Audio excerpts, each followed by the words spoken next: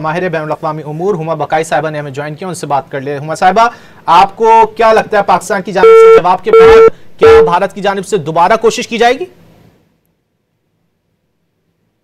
तो पाकिस्तान ने एक मल्टी प्रॉन्ग समझिए हम किया है और वापसी और ये वापस हमला है। तो इवन इंटरनेशनल मीडिया ये कह रहा है कि ये रिटेलिएशनरी अटैक है। हमने वार्निंग भी दी, हमने स्ट्रैटेजिक रिस्ट्रेंट का भी मुजाहरा किया और हमने ये भी कोशिश की कि ये सिचुएशन डिफ्यूज हो जाए और उस हद तक ना पहुंचे कि पाकिस्तान के पास कोई ऑप्शन ना रहे कि वो इसका जवाब दे। कल 2 घंटे का प्रेशर किया था ISPR ने कहने के लिए कि इसको एस्केलेट ना करें। अब सूरत हाल बिल्कुल मुख्तलिफ है, कई चीजें जो है वो इस इक्वेशन में नहीं है। सबसे बड़ी बात तो ये कि ये कहा जाता था कि 2 न्यूक्लियर पावर्स एक दूसरे से जंग नहीं करती, ये मिथ तो खत्म हो गई। इस वक्त 2 nuclear powers are at war. ये भी कहा जाता था कि इंटरनेशनल कम्युनिटी इसको होने से रोक देती है। इस वक्त जो ग्लोबल एनवायरनमेंट है, इंटरनेशनल कम्युनिटी वो वाला फुटवर्क नहीं दिखा सकी, इंडिया को रिस्ट्रेन नहीं कर सकी, नतीजतन पाकिस्तान को अपने दिफा के लिए वापसी हमला करना पड़ा है। और ये हमला भी समझिए इस तौर है कि ये इंडिया को डिजिटली भी मैं समझती हूँ जैम कर रहा है।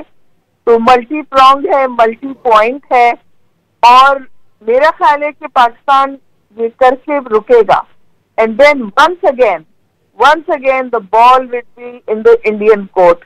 अभी भी हम सिर्फ मिलिट्री टारगेट्स को हिट कर रहे हैं, पाकिस्तान ने कोई सिविलियन टारगेट हिट नहीं किया है।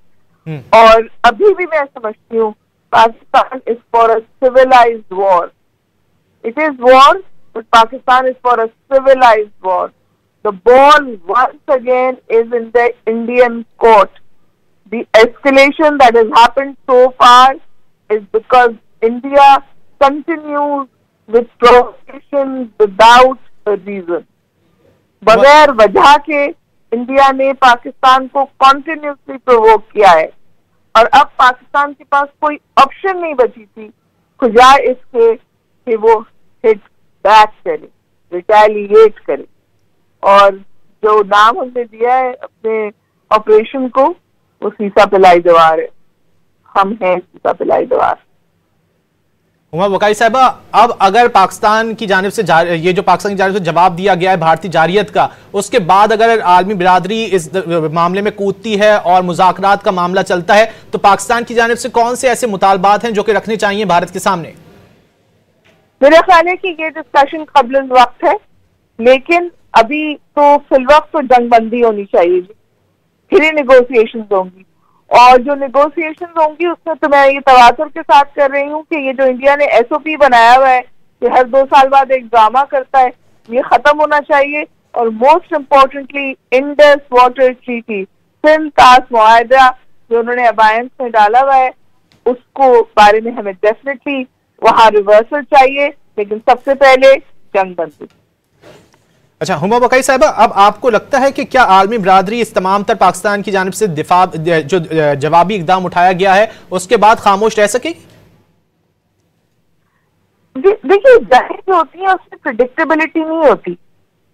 पाकिस्तान ने ये जो किया है वो करना नहीं चाहता था, स्ट्रैटेजिक रिस्ट्रेंट का मुजाहरा कर रहा था, रुका हुआ था, बता रहा था उनके खिलवाड़ के जवाब में कि मुश्किल जवाब आएगा। ये बात हमने एक नहीं 2 दफा उनको बावर कराई कि ये इस तरह की सिचुएशन की तरफ मत जाए, पाकिस्तान तैयार भी है और पाकिस्तान इसका सब जवाब भी दे सकता है। 3 प्रोवोकेशंस उन्होंने की हैं। एक तकरीबन जो हमला था उसके बाद आपको पता है प्लेन डाउन हुए, फिर ड्रोन डाउन हुए, फिर वाटर्स में आए। तो उसके बाद आप मुझे बताइए कोई भी गैरतमंद मुल्क क्या करेगा? पाकिस्तान के पास चॉइसेस खत्म हो गई थी and the ball is once again in the Indian court. वो चाहते हैं कि ये जंग आगे बढ़ जाए या वो चाहते हैं कि डी एस्केलेशन हो जाए?